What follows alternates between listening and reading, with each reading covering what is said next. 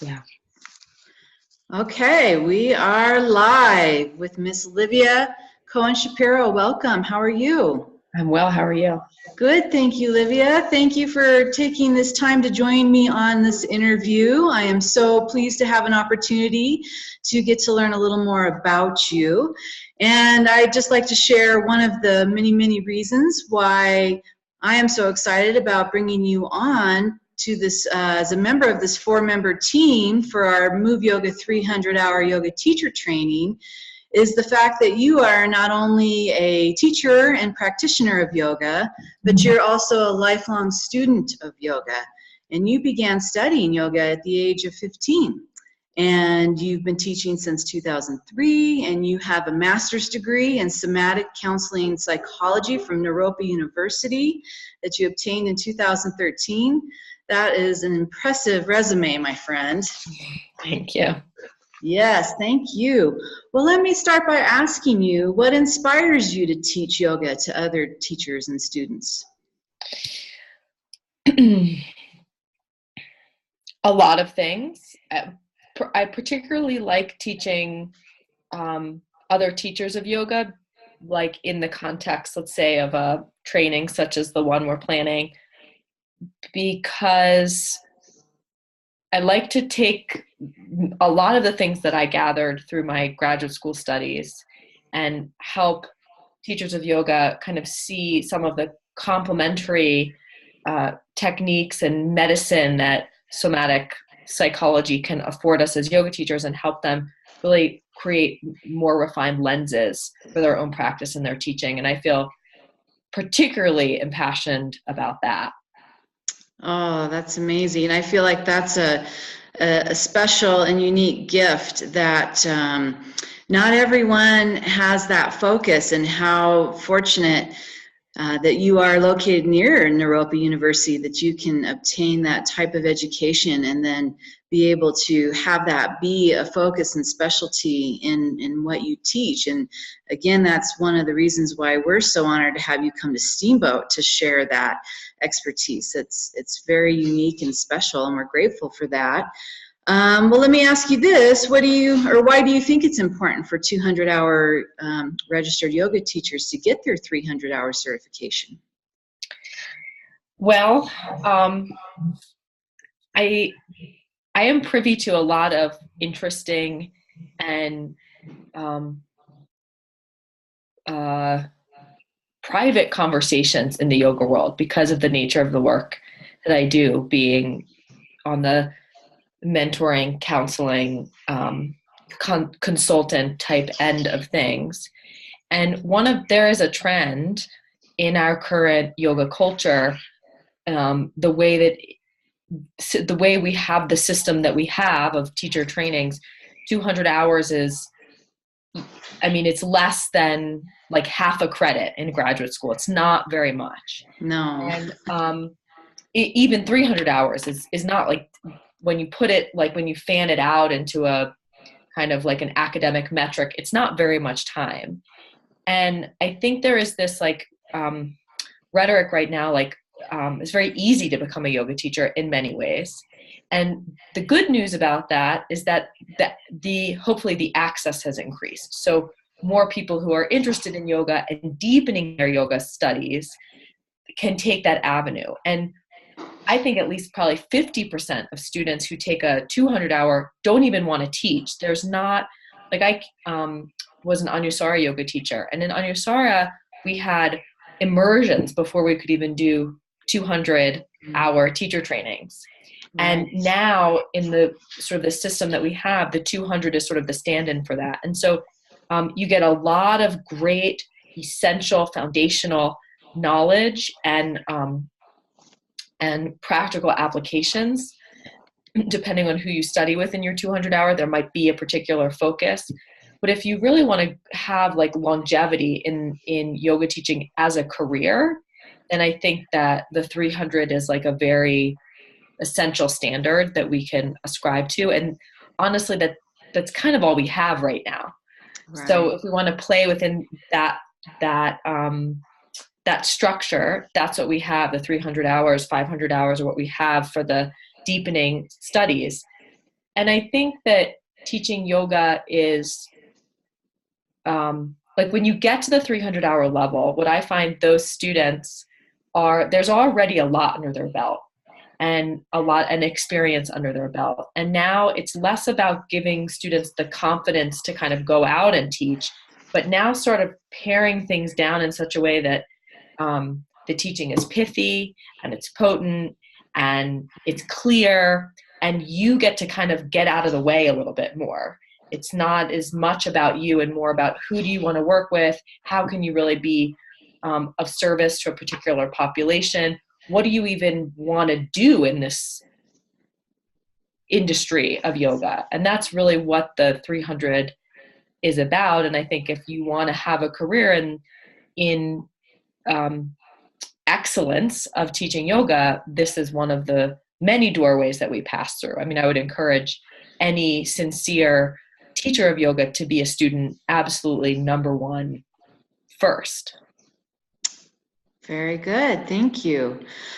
Well, how about your specialty or your forte in somatic psychology? What is the reason that you chose to go into that specialty? Earlier on in my career as a yoga teacher, I kind of hit a wall. I had developed a program of teaching yoga in an outpatient eating disorders clinic. And I was like super gung-ho, like I'd really taken the Kool-Aid, like, oh, the yoga can heal anybody. It healed me. It's going to heal you. And I was sort of riding that wave. And I came up against this very big impasse, which was the yoga was actually making the symptoms of the students in this outpatient clinic more intense. And I was like, oh, okay. It was a very humbling experience.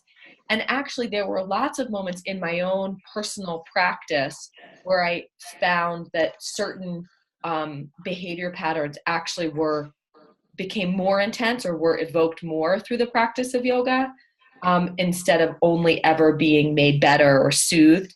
And so I became very curious about that, and I basically was like, okay, well, if I want to be able to meet whatever really is arising for someone as they practice yoga, then I need way more skills. And at the time, like going to graduate school for a counseling degree was kind of or social work or something like that, was kind of the only option. There wasn't really a lot of yoga and psychology together the way that we have it now. It's become very popular, this intersection. And so you can go get a lot of skills, training, and information about the intersection of yoga and psychology from people like me and others who are really living in that space. But at the time, it was like kind of like get a counseling degree or bust kind of for me. So, and I also was very resistant to taking the GRE. So I was like, okay, where can I go to school?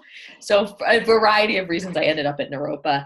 And my main interest was really like, I can see and feel, I know it in every cell and bone of my body, that the yoga is not just something that makes us feel better. It's something that elicits a lot of shit. And what do I do with that? How do I work with that as my own person? How do I work with that? And then as a teacher, like, what do I do when a student is divulging this kind of information? What do I do when someone is crying in class? What do I do when someone is starting to rage? And in my early 20s, I didn't really have enough bandwidth for that. So going to school was what I did, which I'm so grateful that I did. Right. That's so interesting how that led you to where you are today. And again, that's why we're so fortunate to have you be a part of this team. Well, why do you feel it's important for teachers to find a specialty? Obviously, what you experienced was very compelling for you to go down that path, and that is just one aspect of the 4 areas that we are focusing on in this training. But why do you feel it's important for other teachers to hone in on a specialty? Well, from a very practical standpoint, the industry is very crowded now. Like, we have a lot of market saturation. And so just from a very practical standpoint, if you can sort of get specified, then competition goes down because you don't need to be everywhere. You don't need to be helping everyone. You're going to work in your sort of arena, and that starts to open up the field. So there's less competition, less sort of stepping on people's toes, less fear of, oh, I can't occupy that space. So when we really hone in on like, who do I want to work with? Why do I want to work with them? What am I good at doing? What am I passionate about? Where am I being asked to be? Those sorts of questions and listening to those answers really start to carve out a unique space for us. And then a lot of the other business-minded worries can start to go down because you're sort of just in your own sphere or sort of in your own lane, as one of my mentors would say. Right. And ultimately, I think the teaching gets better the more excited you are about it. Like the number one in Waldorf education, which is my daughter goes to a Waldorf school, the number one thing for education is enthusiasm. Right. Like when the teacher is enthusiastic about the topic, that shows. And I think, you know, when an alignment instructor is enthusiastic about the bones and the muscles and why that is important, wow, that makes me want to learn. When someone is enthusiastic and compassionate and engaged in whatever their topic is, that's the most compelling place for students to trust and rest into and do the work. So even less than like, oh, or even more than sort of like niching yourself from like a business perspective, doing the thing that you really love and that you're good at and that you're excited about and that conveys, you know, your enthusiasm is, yeah. I love that. Yes, do what you love. I mean, how many times have we been told that? And also it's like, do what you're asked to do. Right. Like, I always wanted to be like a teacher that could not only withstand, but also help people ground really big energy and really big charge in their body. I've always been interested in that, even if I'm teaching like a very meticulous alignment oriented class. But in terms of like what people know me for now, which is applied psychology for yogis, this like teaching somatic psych to yoga teachers, I didn't intend to do that. Like I didn't know when I went to Naropa, that's what I would be asked to do from my colleagues. But that just came out of, hey, Livia, can you explain what's happening over here in this situation? Tell me some kind of concept from psychology that might explain that, or explain to me projection, or I'm having a hard time with this thing. And so people were asking. I didn't come out of the gate like, oh, now I'm going to teach somatic psych to yoga teachers. I was like, I just want to help people feel safe to feel their feelings, kind of thing. But the applied psychology for yogis stuff, which is what I'll bring to the training together, that was like literally just asked of me. And I was like, you know, I have the skills. That's my dharma. When we're asked to do something, and we have the skills to do it, it is like kind of a tragedy if we don't answer the call. Right. So it's a call and response. It's like, what am I passionate about? What am I excited about? What am I good at? Like, what am I naturally good at? Right. And what's being asked of me? Yes. I love that. Thank you. Well, in your humble opinion, what do you think makes a great yoga teacher?